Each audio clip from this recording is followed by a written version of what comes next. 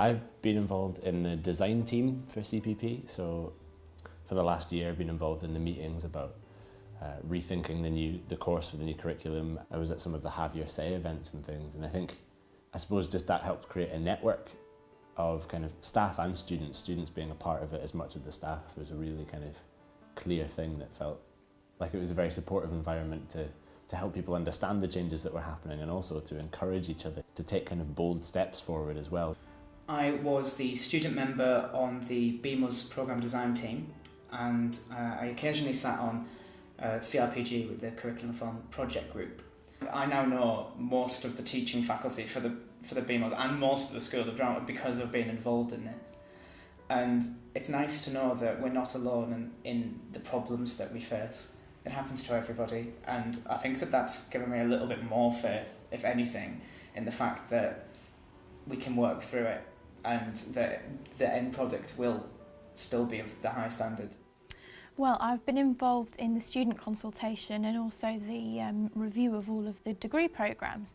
So my involvement's been for the last few years really, most recently sitting on the panels with all of the conveners to really give a fair student perspective to all of the programmes. I did have to read them all, which was quite an arduous task, but it was really interesting to read it from student eyes, but also from someone that's seen how they've developed and how they've been designed. For me, the workshop sessions were really important because there were often quite a few decisions that needed to be made that were tricky decisions that maybe didn't immediately sit well with everybody involved, but it was great to have the workshop sessions to work through them as a group to ensure that everyone's perspective was heard. It meant that there was a lot of discussions in designing the programmes, people advising one another, people admitting their strengths and their weaknesses and helping each other along the way, which I think is positive for all of the staff and the students involved really. It's important that we have that kind of community where people feel safe and supported as well. Collaboration is always something that's happened in the building just because there's always been so many different people working on different things. I think what's great about the new curriculum is that these are now part of the curriculum, they're part of the institution from a very basic level. From your first module when you first come in, you start to learn about collaboration and choice and how you can collaborate together. I think it's going to affect students in a positive way and make them, on a kind of realistic level, more employable and more able to work together in new ways and develop new ways of working. Before we've sort of existed a little bit separately maybe, and a lot of the collaborations came through friendships, which is really great, but it's fantastic to have a bit of space and time in the new curriculum and support from staff and from the resources to be able to work on some really interesting projects, not just in your own departments, but with others from out the conservatoire. So that's really good. I think also the new structure seems to give more space for like reflection. Sometimes we get a bit bogged down with always practicing or studying, and it's great to sometimes look back, and that's a really worthwhile experience to be able to see where you are, what you're doing and where you need to go next. It's a really fresh outlook for everybody, which I think is really positive.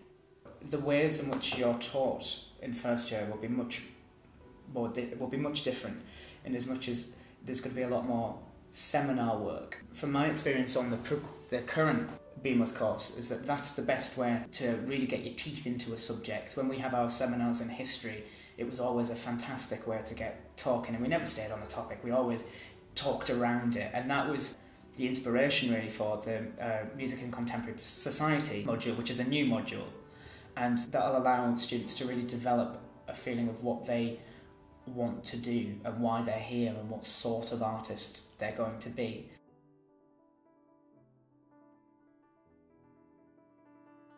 And I was part of one programme, but I kind of got a glimpse of what was happening through the whole institution, and it was such a mammoth task, and it took such commitment from kind of everyone, I think, to really run with things that were just being thrown at them, big changes that they had to kind of get their heads around. And I think what's come out of it is something really positive. It's a much clearer journey now for students moving through the programme, from kind of discovering yourself as an artist and then discovering what your place in the world is as an artist, really.